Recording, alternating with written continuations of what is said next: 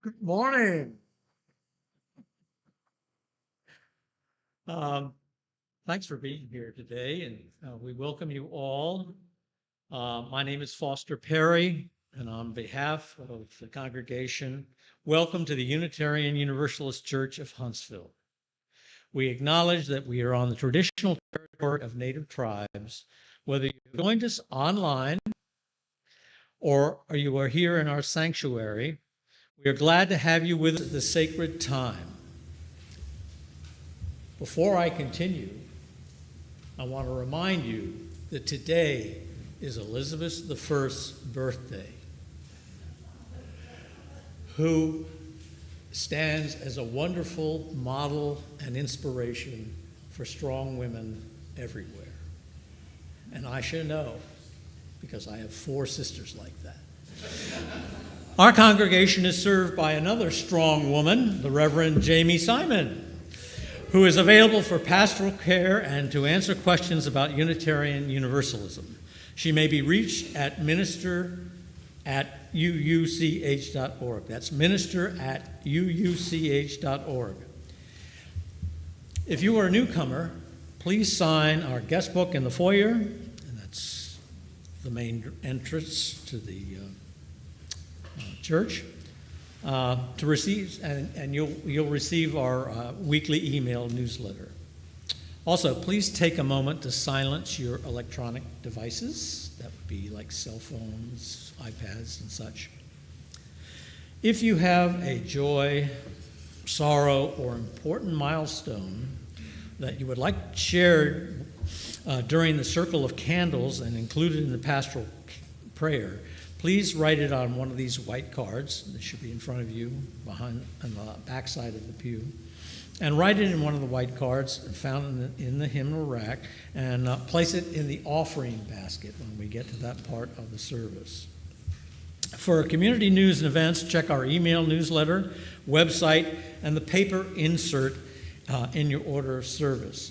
This week we do have a brief announcement that I think we need to point out, but you can check all the additional announcements elsewhere. Specifically, had a little hiccup and something that has been described as a calendar collision. Written by one of our regular attendees to services, and her initials are Melody. Oh, no, excuse me. And but in any case, the property workday and the jazz mass this coming Saturday have kind of collided. So the property workday will be rescheduled. It's important to note that the UUCH will host a jazz mass concert here in the sanctuary. The featured piece of music was composed by Keith Taylor, previously the leader of the jazz program at UAH. The concert will be presented at 10:45 next Saturday morning. That's 10:45 next Saturday morning. A donation of $20 will be suggested. Students are free. Proceeds, after paying the costs of the production, will go to the UAH Music Scholarship Fund. And you can see Tim Miller. Tim, do you want to raise your hand? Thank you. To answer any further questions you might have about that particular event. Also, after service, everyone is welcome to join us in the fellowship hall, which is to your left, my right, for a potluck luncheon. If it's your first visit, or if you forgot to bring any dish, join us anyways. You can bring in something next month. We usually have plenty of food. Now, I would like to invite our choir director, Lori, to ring the singing bell to help us enter into the service more deeply.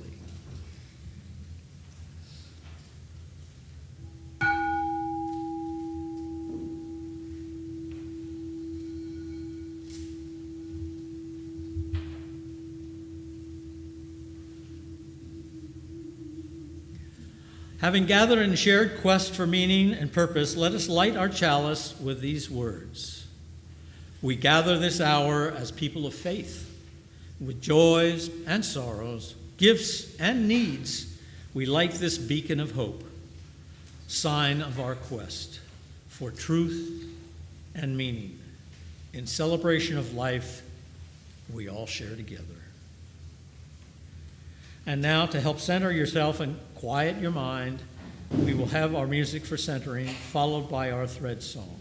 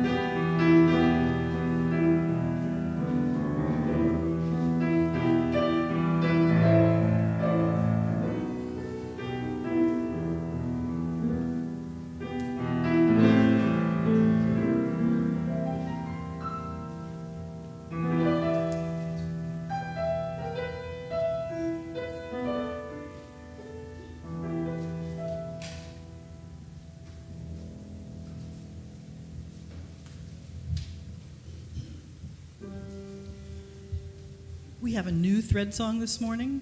You have the lyrics printed in your bulletin. Ron's going to play it through once. I'm going to sing it once, and then I'll ask you all to join me. We'll be singing this throughout the month of September. The words might change a little bit, but this is the message we're going with.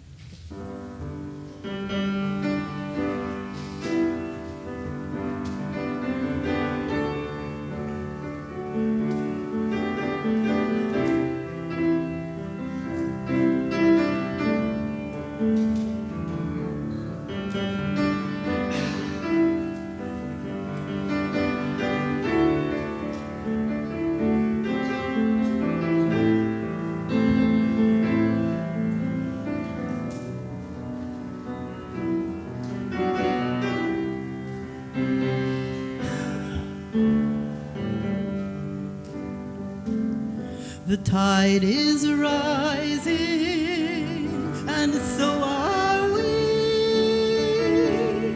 The tide is rising, and so are we. The tide is rising, and so are we. This is where we are called to be. This is where we are called to be. The tide is rising, and so are we. The tide is rising, and so are we. The tide is rising, and so are we. This is where we are called to be. This is where we are called to be.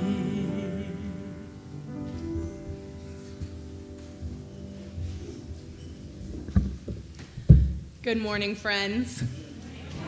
Welcome in, welcome here to the Unitarian Universalist Church of Huntsville. My name is Reverend Jamie Simon. I use she and her pronouns if you want to talk about me in the third person. And it is my joyful privilege to serve each week as your minister here at the Unitarian Universalist Church of Huntsville. Whoever you are, whoever you love, whatever keeps you up at night, whatever brought you here this morning, you are welcome here. Enter here now. Breathe in, breathe through, breathe deep, breathe out. Know that in this moment we are returning once again to the place where we can be known and we can know for all of who we are. Here we gather for connection, to remember that everything we could ever need can be found in the loving embrace of community. And here we lift up our hope as our highest aspiration in moments of doubt and glimmers of joy. We believe hope can carry us on.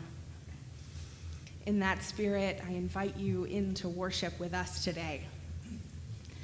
And I invite you to rise in body or rise in spirit, however you're feeling this morning, to sing with us our opening hymn. It's number 209 in the Gray Book, and it's called, "O Come, You Longing, Thirsty Souls." Inspired by the waters of love that flow through and among us, let's sing number 209.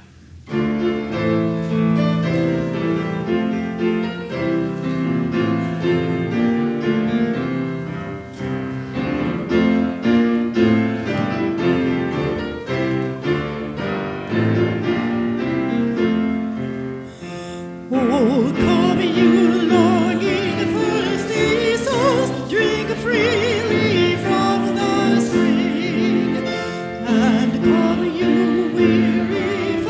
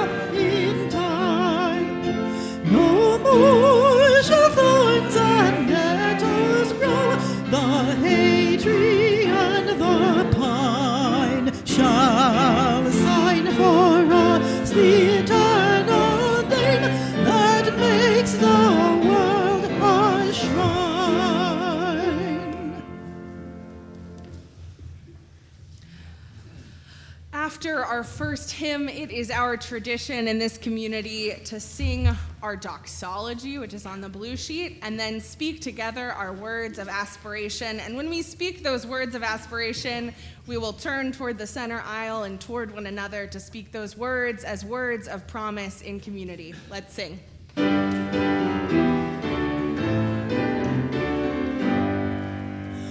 From all who dwell below the skies, let faith and hope and love arise. Let beauty, truth, and good be sung through every land by every tongue. De todos bajo el gran sol, sura esperanza veamos, verdad y belleza cantando, de cada tierra, cada voz. May love be the spirit of this church. May the quest for truth be its sacrament, and service be its prayer. To dwell together in peace, to seek knowledge in freedom, and to help one another in fellowship. This is our aspiration. You may be seated. And this morning we have a special treat. Our very own Rusty Johnson is here to share about his love for our children and youth religious education program and why it matters so much to our community. Thanks, Rusty.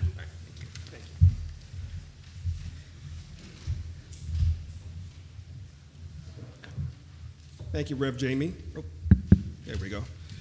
Good morning, everyone. My name is Rusty Johnson, of course, and my pronouns are he and him. I hope you can hear me in the back. I think you are great. Thank you.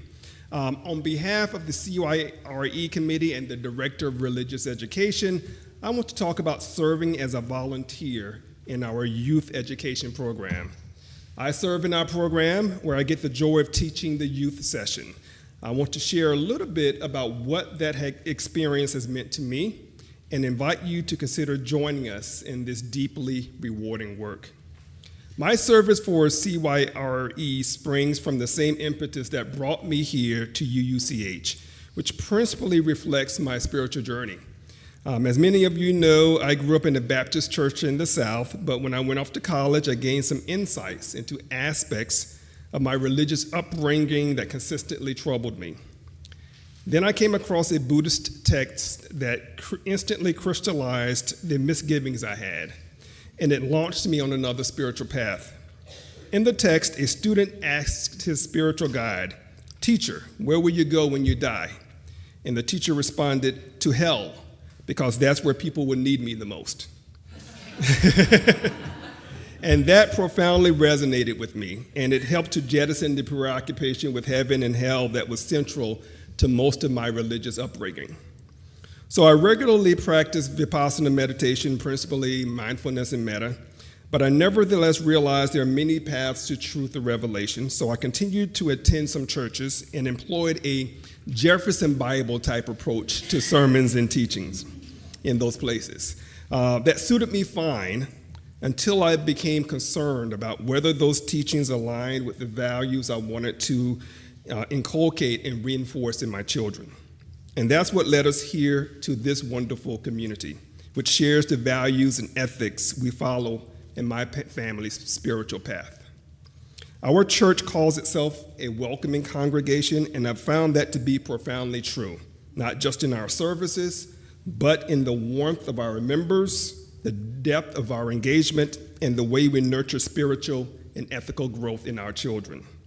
This is a place where inquiry is celebrated, where compassion is practiced, and where justice is not just preached, but pursued. The ethos and values in our community compelled me to become involved in our CYRE program. And when I volunteered to serve in the program, I thought I was there to guide young minds. But what I didn't expect was how much participating in the program would benefit me. These young seekers challenged me to reflect and refine my own values. And from these challenges, I've experienced moments of joy engaging with the youth on the concepts and values we explore on any given Sunday. Now, let me be clear, volunteering in CYRE isn't about having all the answers. It's about showing up with curiosity, kindness, and a willingness to grow alongside our children. It's about helping them explore the questions big and small, and sometimes letting them help us do the same. So we invite you, if you've ever felt the pull to make a deeper impact, to connect more fully with our community, or to rediscover your own spiritual path, or for whatever reason, come join us. The children and the youth are listening, they're wondering, and they need voices like yours in our broader search for meaning. So if you're interested in volunteering, please contact Jessa Lear, our Director of Religious Education at dre@uuch.org, and I believe there will be a sign-up sheet also going around and passed around at the end of the service. And thank you very much. Okay, thank you.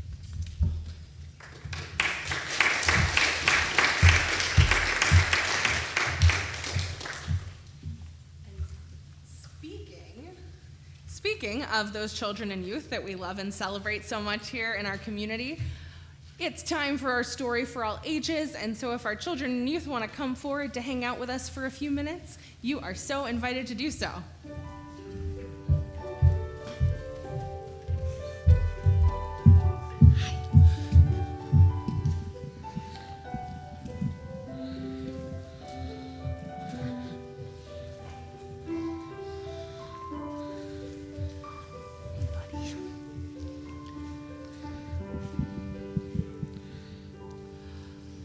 Good morning. Gosh, it's so good to see your faces, and thanks for coming forward for our story. Today we have a story called The Wasteland and the Garden, and it's by my friend Reverend Molly and the DRE that Molly works with, Jamila. And Jess and I are going to share it together, so I'll hand it off to you, Jess. Once upon a time, Once upon many times, over and over again, across thousands of years and millions of miles, there was a land of great beauty and lush abundance. in this land, plants turned light and water into sugar, and animals turned plants into soft flesh. Sun poured generously across it all. The moon pulled the seas up snug over the sands. In this land, there were people who lived and worked and sang songs and tended the land and tended to one another. Life was beautiful and hard. Together they tried and failed and learned and tried again. And when they failed, they cried tears of frustration. And as they cried tears of as they learned, they cried tears of triumph. And still they lost people and things they loved and grieved with tears of sorrow and memory. And they loved each other through tears of joy. And as they looked out over the land they loved so well and that loved them so well in return, they cried tears at its immeasurable beauty. And through it all, they worked and tended to the land and to one another. And under the people's careful tending, hey friends, do you think you might know what happened under these people's careful tending? Does anyone have a guess? What do you think? You think there was a lion in there? What do you think, Maggie? You think there is a bear? Well, in fact, under the people's careful tending, watered by the tears of their hearts overflowing, the land blossomed beautifully, and I think the lions and the bears were very happy. And amid the blossoming, the people and the animals and the lions and the bears and the plants thrived. They suffered and they struggled too, but together, many and more of them thrived. Once upon many times, And over and over and over again, across thousands of years, and millions of miles, a small group of new people arrived to the land of the great beauty and lush abundance. They came from a place that had been stripped of its plenty and bled dry of its bounty. They came, leaving behind what had become to them a wasteland. As their land's plants had died and the rivers had dried up, they learned to build walls around their hearts, and their tears dried up too. And they became full of fear, shaped by scarcity, and they brought with them an insatiable need for more and more and more. They were astonished by the land of beauty and abundance. It was so alive, there were so many bears. It was so bountiful. It was right here for the taking. And what was to stop them from taking? What was to stop them from taking? Clearly, they thought the people of this land must know how valuable it is. Clearly, they thought, we can make better use of these riches. So they set about taking, and since they only knew how to take, they did not give anything back to the land, not their love, not their care, and certainly not their tears. And lo and behold, the lush land's plants began to die, and the rivers began to dry, and the bears left, and the small group of people shook their fist at the sun, which continued to bathe the land in honeyed light. This, too, is a wasteland, they exclaimed bitterly, having wasted the land indeed. they abandoned the land to find something better, something lusher, something more. Can you imagine that, friends? They used up everything they found and then they went away. And meanwhile, and every while and over again, the people who had long tended the land, who had done what they must to survive the wasting, now journeyed about the land that had once been so beautiful and so lush. They observed the wreckage and they wept. They wept tears of rage. They wept tears of despair. They wept tears of such deep grief for all that had been lost. And then, among their tears, they resumed their tending. Can you guys cry some tears with me? Can we do some fake alligator tears for a second? We're so sad. But as they, from their tending and their tears, through their hard work, from seeds left behind in every crack of ground, new growth sprung up. First haltingly, which means stop and go slowly, and then one day, lush and a little bit wild. Once upon a time, Once upon many times, over and over again, across thousands of years and millions of miles, there were lands of great beauty and lush abundance, whose plants were turned light and water into sugar, animals turned plants into soft flesh, and the day the sun poured down honeyed light, and the night and the moon tucked everything in. and the people lived and worked and sang songs. They wept and they thrived and they tended to the land, and they tended to one another. Over and over again. Over and over again. This story is here to remind you that we each get to choose to give to the world or to take from it.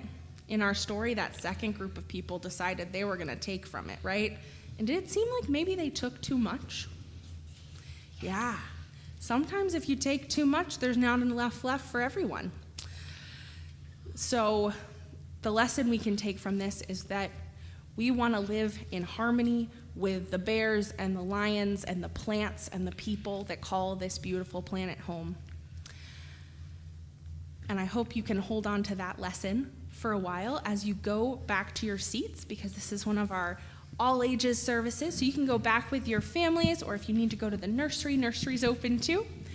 And we will see you a little bit later for more on our story.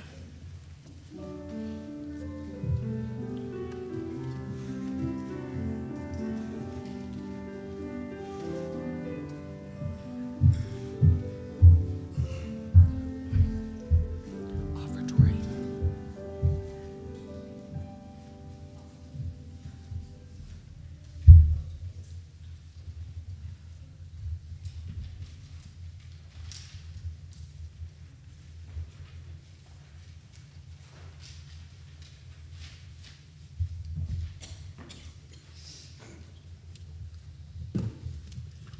We are the Unitarian Universalist Church of Huntsville, a proudly inclusive spiritual community, and together we build a broader search for meaning, a bolder form of compassion, and a braver voice for justice.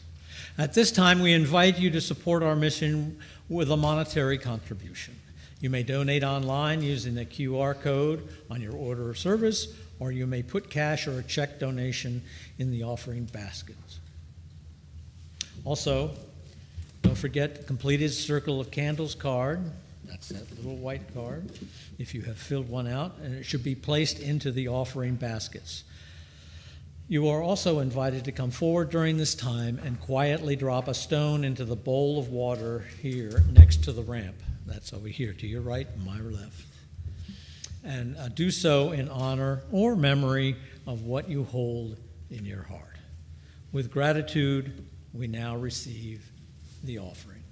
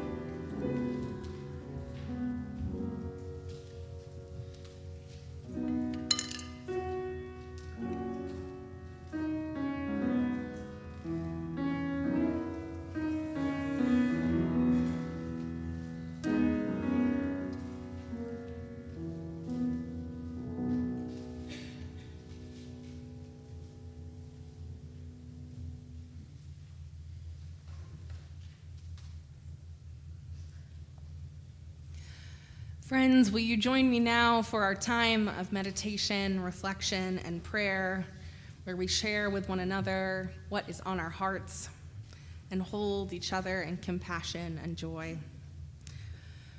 Great Spirit of life, presence of love, be with us as we are with one another in this community.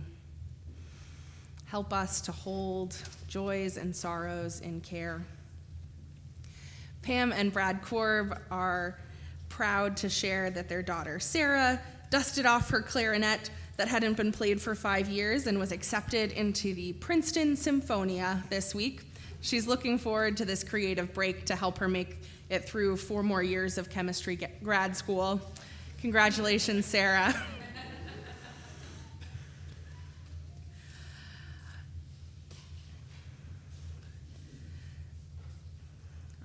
I have a joy and a sorrow, wishing a speedy recovery to Howard and Gail Williams, who both have COVID, and a special welcome to Harper Goodman, former member and daughter of Malcolm and Vicki. We're so happy to have you back home with us, Harper. Carol Yuki asks that we hold in memory Nina Beal, who founded and directed the ARC, a no-kill animal shelter that served Huntsville in North Alabama. She passed away. We wish healing and care to her family and to all, and share our gratitude for the good work she's done for the people and animals of our community. Amanda Payne-Zwag shares excitement to be spending the next 2 weeks in Utah and a plan to visit the South Valley UUCH and the First UUCH of Salt Lake City. Please send our Huntsville love to them and enjoy experiencing worship with our siblings in spirit. LaDawn Edwards thanks all of us for our prayers for the daughter of her employee, Sierra. She is home following 3 surgeries and is recovering well. Continued prayers to you. And the Silver Fox family shares in sorrow that their family is facing homelessness and trying to figure out how to move to Indiana. We hold you in the complexity of this time.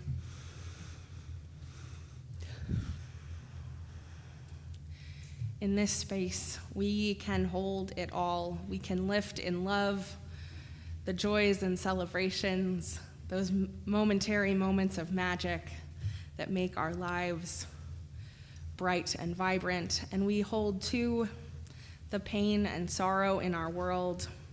We send our prayers out to people far beyond our walls, to places far beyond this room, to Gaza and Sudan and the Congo, places where genocide and violence are rampant. May safety grow. May love find you even in the hard moments. In all these places of celebration, may kindness and connection grow. In places of pain and concern, may compassion and healing begin. And let us take a breath of silence together. And sing in response, number 1009, Meditation on Breathing, in that teal hymnal.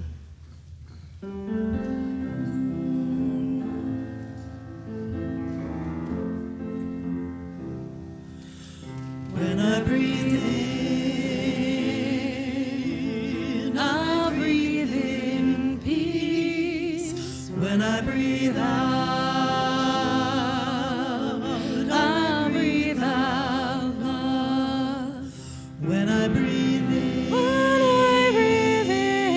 I'll breathe in peace. When I breathe out,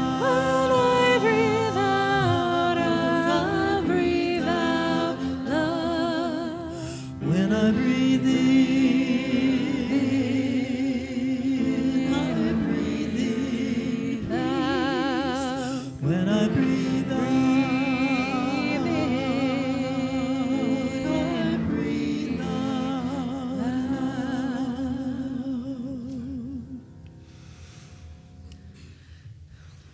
The reading I have for us this morning is a poem called Wonder Ache by John Rodell. I had been carrying hope in my pocket like it was a little polished gemstone for years. Whenever trouble came, I'd squeeze hope tightly in my shaking hand, and I could feel it bump up against my palm like a newborn heartbeat. That's how I knew that I was safe. Recently, though, I somehow lost my hope. I have no idea if I put it down somewhere or if it slipped out while I was fumbling for my keys. Without being able to hold on to hope, I soon became lost myself. After a while of wandering in the wild on my own, I bumped into Hope, who looked so different.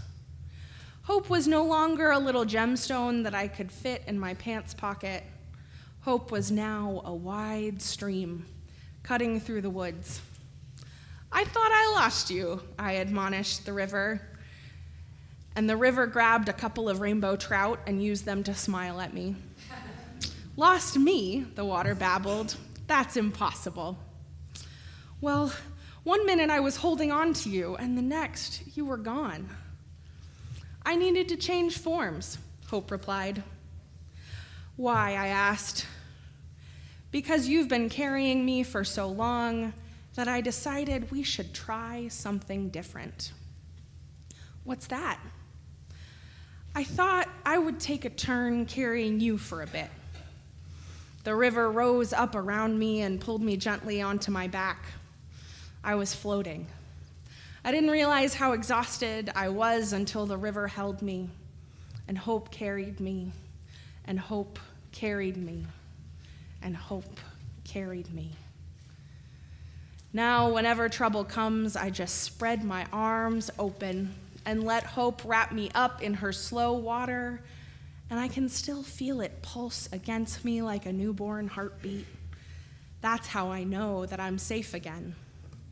I don't know where we are going, Hope and I. We still appear to be so lost, but at least we are together. Maybe we will stay out here without a map for a while longer. Funny enough, I'm in no rush to get to our destination, because it's been so long since I've felt held by anything, and now I think I could really start to get used to it.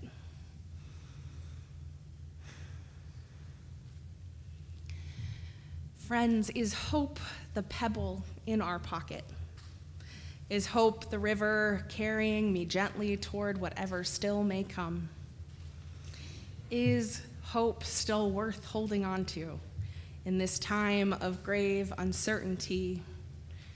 Is hope possible even now? Yes, beloveds, yes.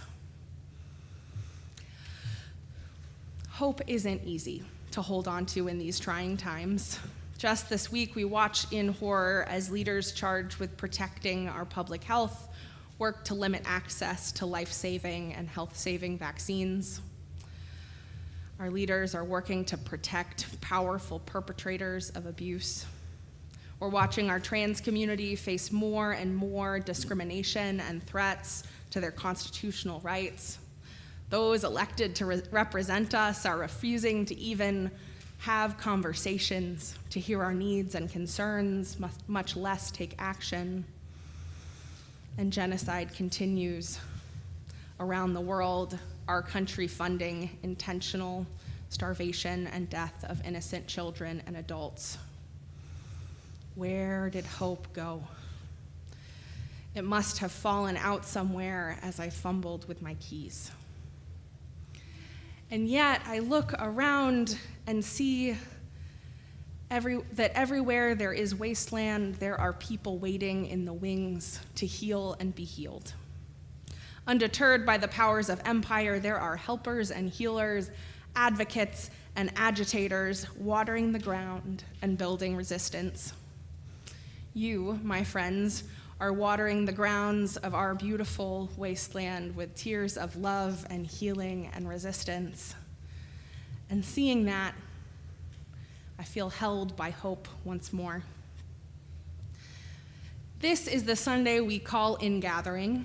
It's the time where we intentionally return to community. Not that we left, but it is our practice to our shared covenant and to our promises to return to one another and to be hope for one another in these trying times. There are broken hearts all over our town and our state and our country who need the kind of healing love intentional spiritual communities can offer. And so it matters that we return and claim ourselves as that place. In a video celebrating ingatherings shared by the Unitarian Universalist Association this week, my colleague, Reverend Latifah Griffin, who serves the UU congregation of the Palm Beaches in Florida, said, "I think people aren't looking for answers, but they're looking for authentic community, moral grounding, and a vision rooted in hope and action." I think right now our values compel us, all of us, not just ministers, but lay leaders and congregants alike, to speak uncomfortable truths and to hold space for healing. My prayer for us is that we can be that space of authentic community and moral grounding. And following Reverend Latifa, Gretchen Mound, the UUA Accessibility Coordinator, shared their perspective. At the same time that people are heading our way for our values and our action, it's more important than ever for our congregations to be a sanctuary of radical welcome. We need to be asking, what are your access needs? What do you need to be included here? How can we help you show up more deeply? Because we need each other. We need everyone. In conversation, Griffin and Mon offer two sides of the same coin. We're being sought after for who we say we are, people of moral clarity, big love, and abiding hope. And we're being challenged to mold our communities even more into those places, accessible enough in all sorts of angles to be truly open to all those who might seek us. Friends, this moment is ripe with opportunity. Opportunity to love each other better, opportunity through deep relationships to know what our community needs and to provide it, opportunity to open our hearts to new ways of being, opportunity to transform ourselves and transform the world. And in this moment, we sometimes fall victim to that nagging inner voice that says, not us, not here, surely we aren't enough, surely we don't have what we would need to meet this moment. And today and every day forward, I call upon us to quiet that voice, to tell that voice that what we need is here. All that we need is already here. And so I want to share with you what it is that we do have here already. When we say what we need is here, we mean that in this community, we have an extensive and extending circle of connection. Each of us here and now are the center of our own interwoven webs of friends and family, colleagues and acquaintances. Learned something new this week that according to data scientists, most of us know by name around 800 people, which means our congregation, if you'll accept my kind of strange math, knows roughly 150,000 people, which means we have a large sphere of connection and influence that can only grow and expand and strengthen. That also means that throughout this community, we have the collective wisdom and skill and resources to materially change the experiences of our community members if we are able to work together. And when we say what we need is here, we mean that we have principles and values and a theology that centers love as the way to liberation for all people. We believe that every person, no matter what lines of difference could be drawn between us, every single person has worth and dignity and deserves the opportunity to thrive. We believe that our world is one singular place that we get to call home, where what happens to you impacts what happens to me, where suffering anywhere is suffering everywhere, where, in the words of Naomi Klein, in every situation, side with the child over the gun, no matter whose gun and no matter whose child. Because we are that deeply interconnected, and because we believe that each person is sacred. We believe that we don't know it all, and that no one group or faith or church or religious text ever could tell the whole story or claim the full truth. We believe that we are transformed for the better by encounters with that wide spectrum of wisdom and experience that graces our planet, and that we are here to learn and grow. And we believe that if everyone, everywhere, truly centered love in all they did, that everyone would have what they need. The earth would heal, and the people and the lions and the bears would flourish. The wasteland would spring up flowers in the cracks, and the differences among us would make us no less cherished and all the more interesting.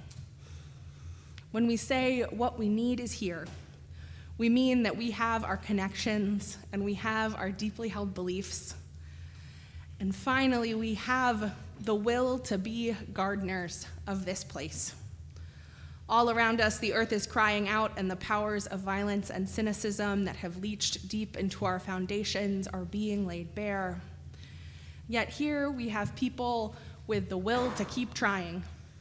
We have people who open their homes and their lives to people in crisis. We have people who would help one another access health care no matter what the law says. We have people who bring meals and care to homeless encampments. We have people who will gladly tie up their representatives' phone lines with passion and concern. We are people who devote ourselves to save what can be saved and to love each other well along the way. We have the will to work for change and the stubborn hope to believe that change is possible. Beloveds, will you say it with me? What we need is here. What we need is here. It's here already, carrying us onward like the river Hope. And it's on its way, growing even now through the cracks and the gravel, nurtured by the flowing streams of our love. Let us remind each other now and always, what we need is here. What we need is here. What we need is here. Sing it with me. What we need is here. What we need is here. Keep it going now. What we need is here.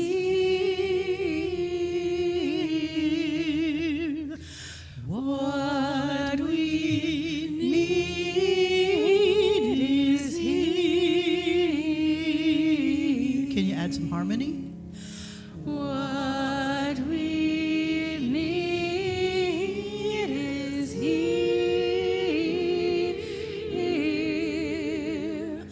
What we need is here. One more time. What we need is here.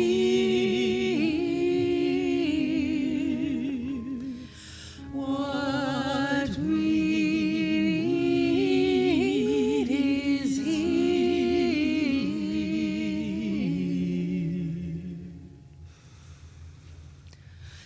In our story this morning, we saw the people of the land crying tears of love and care for the earth, building beauty and growing joy wherever they went. Our water communion is a little like that. The waters of our water communion that we will gather today come from many sources. Our homes, our travels, and yes, from our own eyes. The tears of love and care that have mixed and mingled in our community for generations. As Unitarian Universalists, it's our tradition and our practice to mark our gathering in community at the end of each summer with the water communion. This tradition was started by UU women and their tears of love and righteous anger at sexism that was happening within our faith. As that pain was addressed and healed, the ritual has become so much more. Now we gather waters, either from your home, from our shared water pitchers, and a little water from last year's water communion, all gathered to represent our connection and belonging, to remind us that we are part of a long, unbroken line of compassion. Whether you brought water with you or you're going to join us in using the collective water, I invite you to come forward and pour water as a symbol. When you get to the front, the way it's going to work, you're going to walk through the middle aisle, you're going to come up to the front, you're going to pour a small amount of water into our collective vessel and return to your seats. Take a moment of intention when you pour your water. Share that water as a blessing for this community. Let our separate waters flow together in unity. Please come forward now to begin our water communion.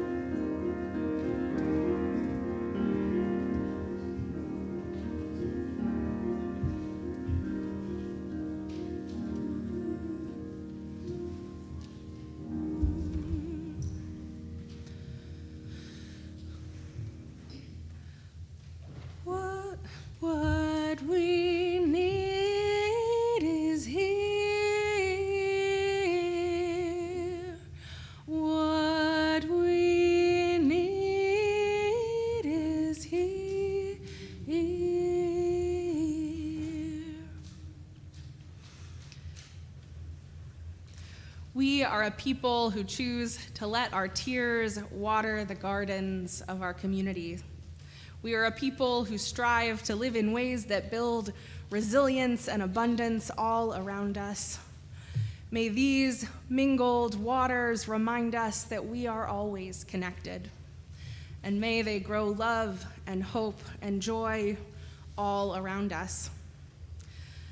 As a slight departure from our tradition, our children and Jess are going to head out and use our special water communion water to water the playground and the gardens and see what's going on out there.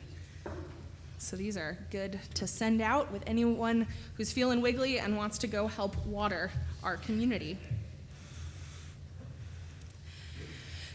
And as Jess takes our little friends out to start watering our community, I invite the rest of you to join me for a moment of meditation.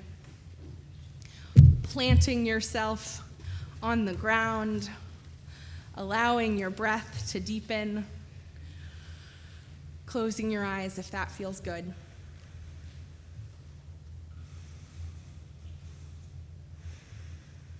Follow your breath into a moment of peace. This land is not a wasteland, despite all that has been wasted and all that has been lost. Still, there is abundance here, and it is ours to tend. It is ours to love. May we love it well. May our tears of joy and grief and more joy water everything so that we might all grow in peace together. Blessed be, and amen. I invite you once again to rise in body or spirit for our closing song. It's number 100, Peace Like a River. And all the verses are important, so we're going to sing all of them. Let's sing together number 100.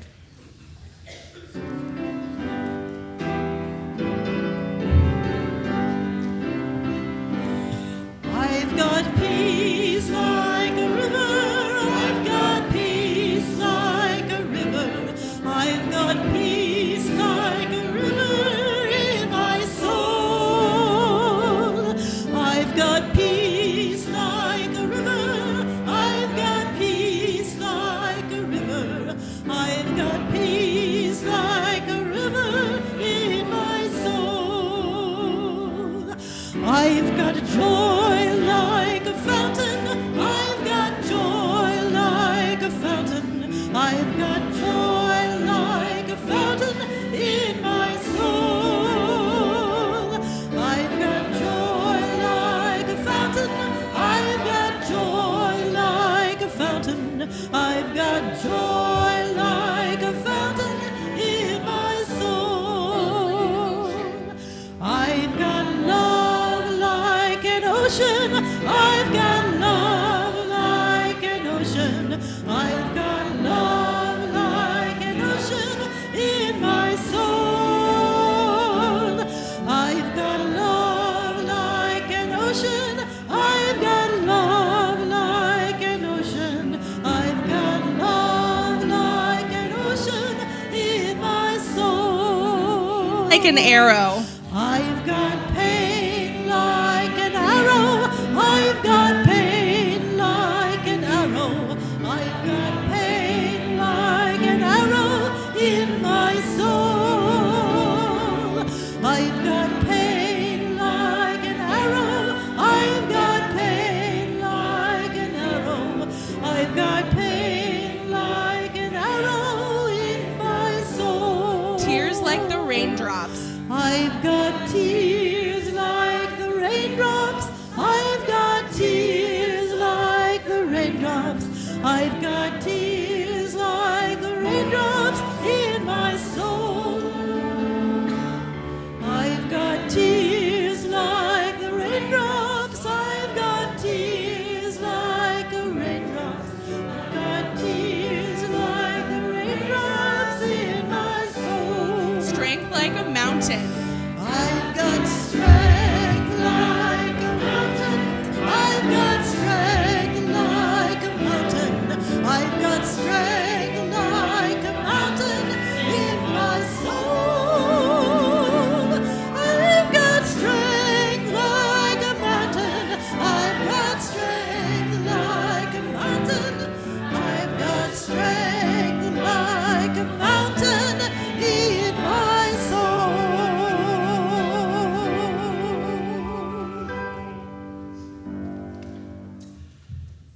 us now take a moment to extinguish our chalice with these words. We extinguish this flame, but not the light of truth, the warmth of community, or the fire of commitment. These we carry in our hearts until we are together again.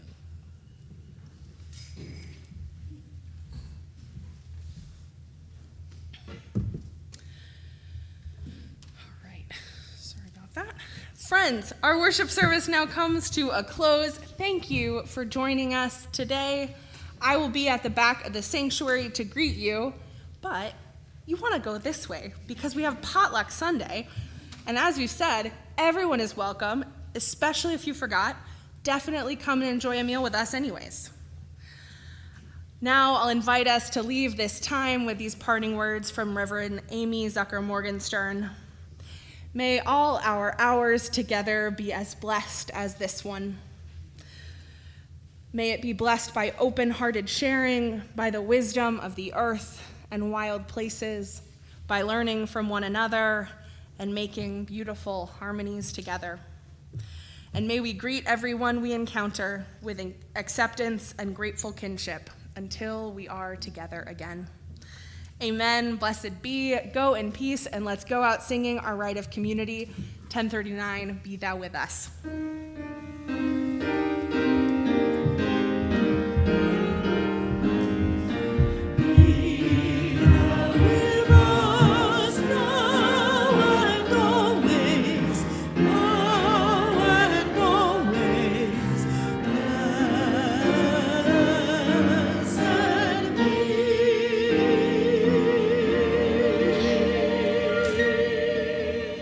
Blessed be, amen, and go in peace.